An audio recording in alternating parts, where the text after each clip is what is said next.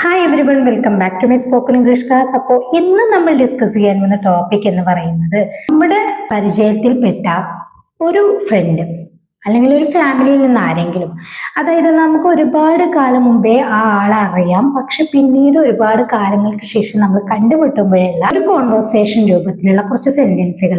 For example, ഇപ്പൊ നമ്മുടെ ഒരു ഫ്രണ്ടിനെ, നമ്മളെ കൂടെ പഠിച്ച ഒരു ഫ്രണ്ടിനെ നമ്മൾ വഴിയിൽ വെച്ച് കാണുകയാണ്, ഒരു ഹോസ്പിറ്റലിൽ വെച്ചിട്ടോ അല്ലെങ്കിൽ ഒരു ബസ് സ്റ്റോപ്പിൽ വെച്ചിട്ടോ അല്ലെങ്കിൽ വേറെ ഏതെങ്കിലും ഒരു സ്ഥലത്തിൽ അല്ലെങ്കിൽ ഒരു ഫംഗ്ഷൻ, ഇങ്ങനെയൊക്കെ നമ്മൾ കണ്ടുമുട്ടാറുണ്ടല്ലോ.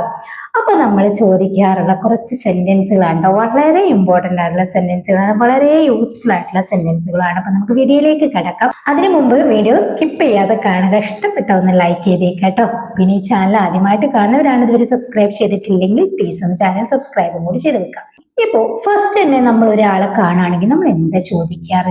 ഫസ്റ്റ് നമുക്ക് അറിയാൻ താല്പര്യമുള്ള കാര്യം എന്താണെന്ന് വെച്ച് കഴിഞ്ഞാൽ, ഇപ്പം വിവാഹത്തെ കുറിച്ചൊക്കെ നമ്മൾ ചോദിക്കാറുണ്ടല്ലേ, ഇനി എങ്ങോട്ടാ കല്യാണം കഴിച്ചത് എന്ന് നമുക്ക് ചോദിക്കണം അല്ലേ. നമ്മൾ അറിയില്ല, ഒരുപാട് കാലങ്ങൾക്ക് ശേഷം, അതായത് നമ്മൾ പഠിക്കുന്ന സമയത്തൊക്കെ കണ്ടിട്ടുണ്ടായിരുന്നു, പിന്നെ ഒരുപാട് സമയം കഴിഞ്ഞിട്ടാണല്ലോ നമ്മൾ കാണുന്നത്.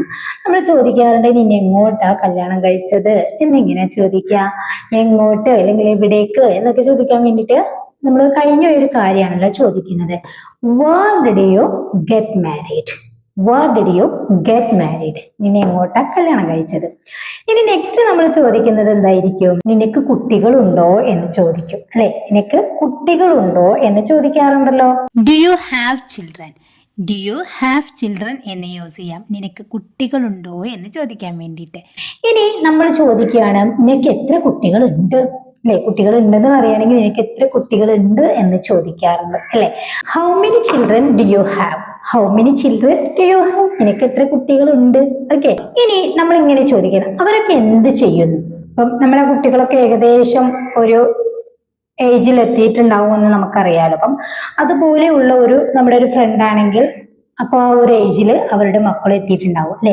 അപ്പൊ നമ്മൾ സ്വാഭാവികമായിട്ട് നമ്മൾ ചോദിക്കാറുണ്ട്, അവരൊക്കെ എന്ത് ചെയ്യുന്നു എന്ന് ഇവിടെ ചോദിക്കുന്നത്, നമ്മളിപ്പോ അവർ പഠിക്കുകയാണോ, ജോലി ചെയ്യാണോ, അല്ലെങ്കിൽ വിവാഹം കഴിച്ചു പോയതാണോ, ഇങ്ങനെയുള്ള ആ ഉദ്ദേശത്തിലാണ് കേട്ടോ. അല്ലാതെ നമ്മൾ കണ്ടിന്യൂസ് ആയിട്ടുള്ള ആ ചോദ്യമല്ല, അവരെന്ത് ചെയ്യുന്നു.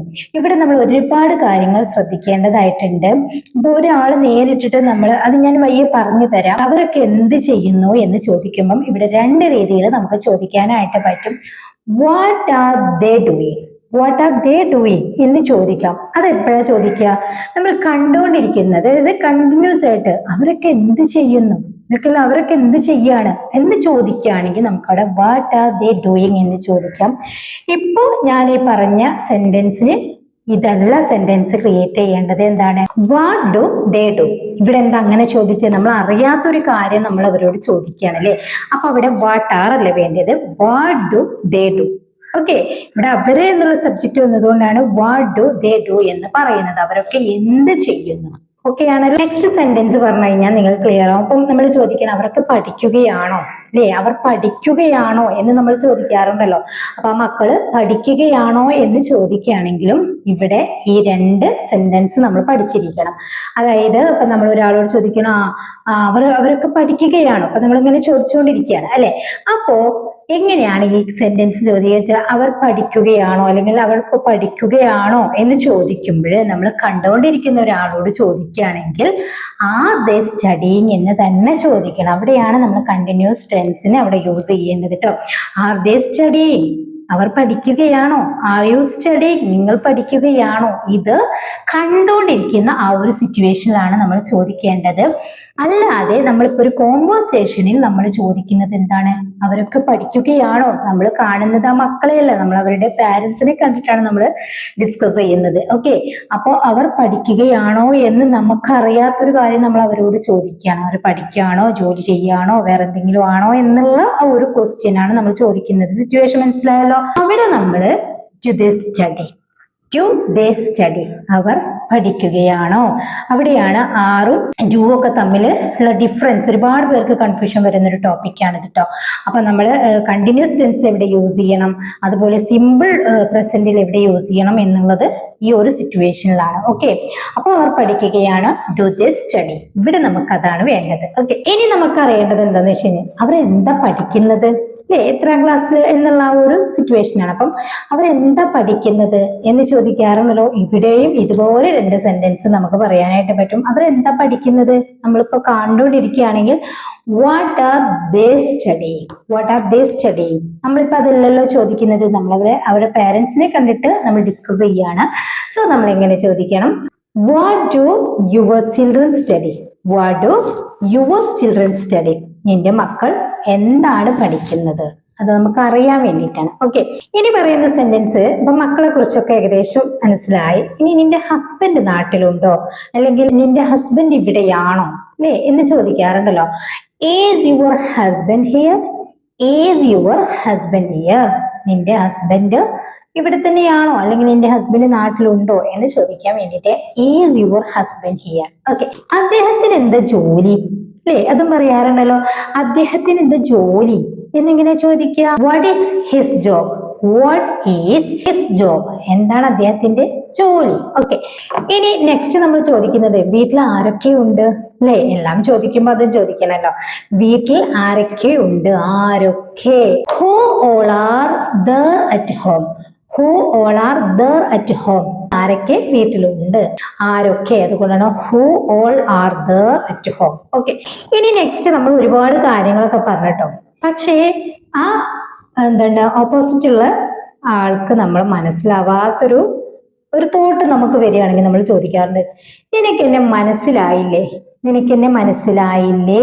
ഇവിടെ ഒരു നെഗറ്റീവ് സെന്റൻസ് ആയതുകൊണ്ട് didn't U understand me, didn't U understand me, നിനക്കെന്നെ മനസ്സിലായില്ലേ. ഇനി നമ്മൾ ഇങ്ങനെ ചോദിക്കുകയാണ്, നിനക്കെന്നെ മനസ്സിലായോ എന്ന് ചോദിക്കുകയാണെങ്കിൽ did you understand me, did you understand me, എനിക്കെന്നെ മനസ്സിലായോ. ഇത് രൂപത്തിൽ വേണമെങ്കിലും ചോദിക്കാട്ടോ.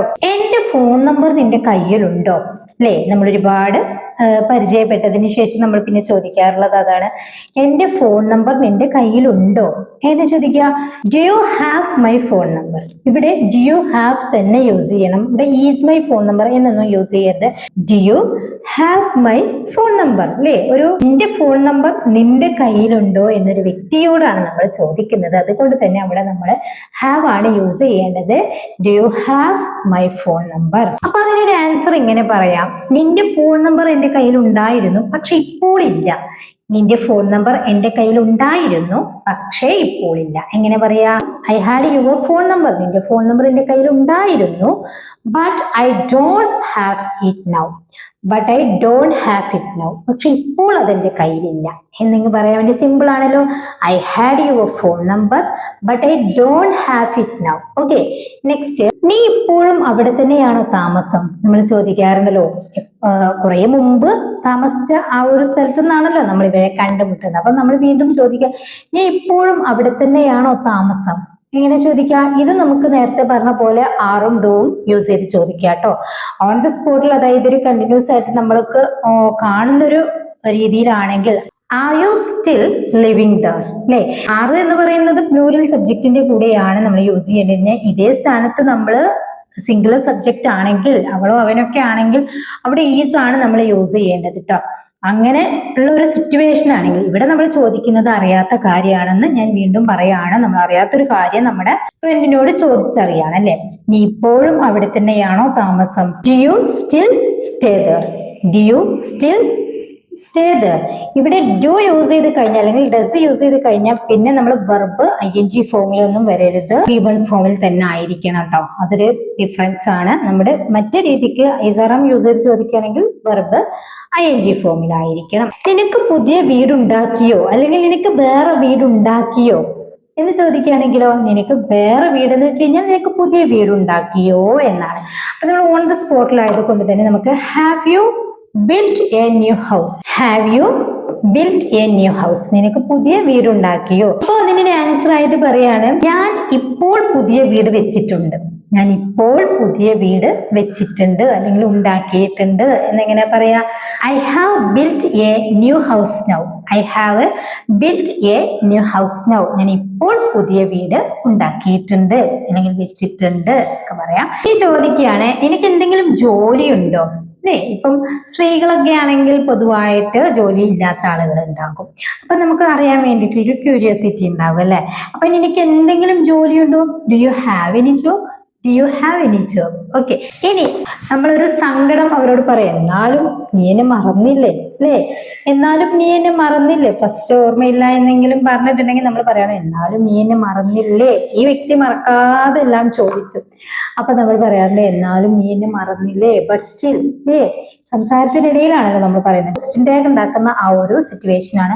എന്നാലും നീ എന്നെ മറന്നില്ലേ എന്ന് പറയുമ്പോൾ എന്നാലും നീ എന്നെ മറന്നു അല്ലേ, ഇങ്ങനെയാണ് ഈ ഒരു സെന്റൻസ്. അപ്പൊ നമുക്ക് ഇങ്ങനെ പറയാം, but still you didn't forget me, right, അല്ലേ? അല്ലേ എന്ന് പറയുന്നുണ്ട് അവിടെ, റൈറ്റ് എന്ന് യൂസ് ചെയ്യാം. But still you didn't forget me, right, അല്ലേ? ശരിയല്ലേ? ഓക്കെ, അപ്പൊ ഇത്രയും സെന്റൻസ് എല്ലാവർക്കും ക്ലിയർ ആയല്ലോ. ഇനി നിങ്ങൾക്കുള്ള ഒരു സെന്റൻസ് ആണ്, നമ്മൾ പഠിച്ച സ്കൂൾ നിനക്ക് ഓർമ്മയുണ്ടോ? നമ്മൾ പഠിച്ച സ്കൂൾ നിനക്ക് ഓർമ്മയുണ്ടോ എന്നെങ്ങനെ ചോദിക്കും എന്നുള്ളത് നിങ്ങൾ താഴെ കമന്റ് ചെയ്യാട്ടോ. അപ്പൊ ഈ വീഡിയോ നിങ്ങൾക്ക് യൂസ്ഫുൾ ആയിട്ടുണ്ടെങ്കിൽ മറ്റുള്ളവരിലേക്ക് ഷെയർ ചെയ്യുക, ലൈക്ക് ചെയ്യുക, ഇഷ്ടപ്പെട്ടിട്ടുണ്ടെങ്കിൽ ലൈക്ക് ചെയ്യുക. അതുപോലെ തന്നെ ഈ ചാനൽ ആദ്യമായിട്ട് കാണുന്നവരാണെങ്കിൽ സബ്സ്ക്രൈബ് ചെയ്തിട്ടില്ല, നിങ്ങൾക്ക് വീണ്ടും കാണാൻ താല്പര്യമുണ്ടെങ്കിൽ ഒന്ന് സബ്സ്ക്രൈബ് ചെയ്യാതൊടുക്കും ബെല്ലൈക്കണും ഓൾ ഓപ്ഷനും ക്ലിക്ക് ചെയ്ത് വെക്കുക കേട്ടോ. അപ്പൊ നിങ്ങളുടെ അഭിപ്രായങ്ങളും സംശയങ്ങളും ഒക്കെ കമന്റ് ആയിട്ട് ചോദിക്കുക. നെക്സ്റ്റ് വീഡിയോയിൽ കാണാം. Thank you so much.